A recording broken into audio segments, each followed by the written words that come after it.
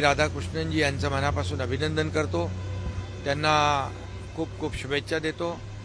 अतिशय एवढ्या मोठ्या पदावर जाऊन देखील अतिशय साधी राहणी आणि मनमिळावू स्वभाव आणि उच्च विचारसरणी असं बहुआयामी नेतृत्व म्हणून उपराष्ट्रपती पदावर CP राधाकृष्णनजी विराजमान झालेले आहेत।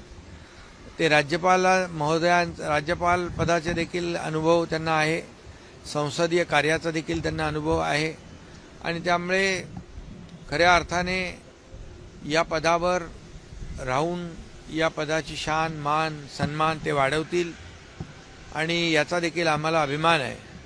आणि खऱ्या अर्थाने देशाच्या विकासामध्ये देशाच्या प्रगतीमध्ये त्यांच्या गेल्या अनेक वर्षाच्या प्रदीर्घ अशा कारकिर्दीचा फायदा होईल आणि म्हणून मी त्यांना पुन्हा एकदा मनापासून शुभेच्छा देतो।